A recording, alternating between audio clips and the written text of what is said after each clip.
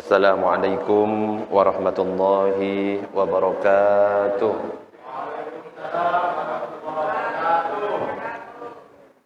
Bismillah walhamdulillah wassalatu wassalamu ala rasulillah Sayyidina Muhammad ibn Abdillah wa ala alihi wa sahbihi wa man wala.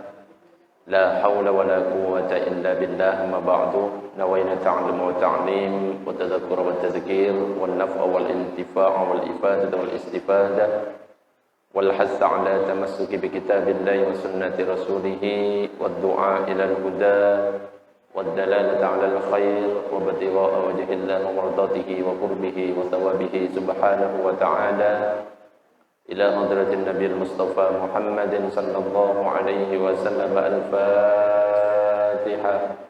A'udzu billahi minasyaitonir rajim. Bismillahirrahmanirrahim. Alhamdulillahi rabbil alamin arrahmanir rahim maliki yaumiddin. Iyyaka na'budu wa iyyaka nasta'in. Ihdinas siratal mustaqim.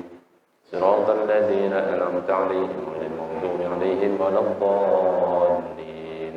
Amin.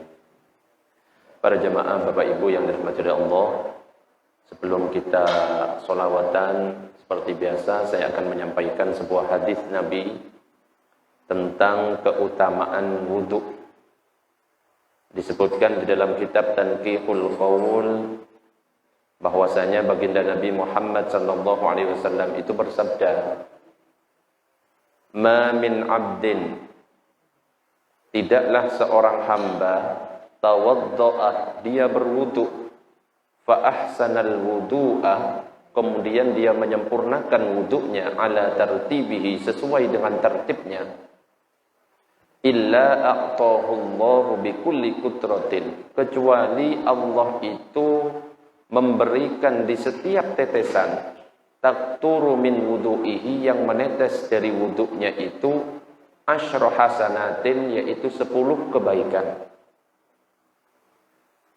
Wa tastaghfiru lahu tilkal ardu, dan akan memohonkan ampun baginya bumi itu, allati tawadda'a 'alaiha, yang mana dia berwudu di atas bumi itu, ila yaumil qiyamah, sampai hari kiamat. Jadi salah satu keutamaan wudu, kalau kita berwudu secara sempurna, maka setiap tetes air yang menetes dari air wudhu yang kita pakai itu menjadi 10 kebaikan. Makanya nanti kalau misalkan kita berwudhu, jangan dihanduk. Ya, hukumnya itu makruh, biarkan. Ya, dalam keterangan ulama yang lain, ketika tetesan itu jatuh ke bawah, itu akan menjadikan malaikat yang memohonkan ampun atas dosa-dosa kita. Di sini juga disebutkan bahwa akan memohonkan ampun bumi yang mana kita ini berwudu di atasnya. Jadi akan menjadi saksi. Makanya biarkan. Kalau habis wudu, tidak perlu handukan, biarkan menetes sampai kering sendiri. Dan itu akan memohonkan ampun bagi kita sampai hari kiamat. Luar biasa. Makanya kalau kita belajar ilmu fikih, salah satu makruhnya wudu itu adalah menghanduki bekas air wudu. Kenapa? Karena kalau kita menghanduki, artinya kita sudah menghilangkan keutamaan ini.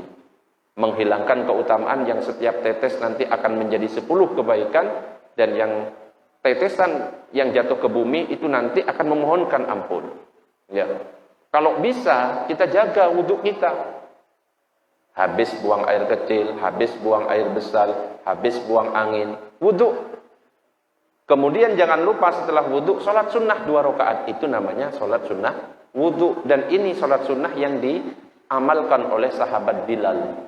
Makanya Nabi itu pernah suatu ketika bertanya kepada Bilal, "Wahai Bilal, apa amalanmu? Kok saya mendengar suara terompahmu di dalam surga?" Padahal itu belum hari kiamat. Sudah terdengar suara terompahnya di dalam surga. Ditanya, amalanmu apa? Ternyata sahabat Bilal itu mengatakan, saya setiap batal wudu, saya wudu, sholat 2 rakaat. Jadi selalu menjaga wudu. Batal wudunya, wudu lagi, sholat 2 rakaat. Begitu seterusnya. Maka salah satu keutamaan dari Bilal, terdengar suara terompahnya di dalam surga. Mudah-mudahan kita semuanya bisa mengamalkan. Amin ya rabbal alamin. Baik, kita sekarang sholawatan bersama-sama. Mudah-mudahan dengan sholawat yang kita baca, kita diberikan kesehatan oleh Allah, juga dijauhkan dari penyakit-penyakit yang berbahaya. Amin ya rabbal alamin.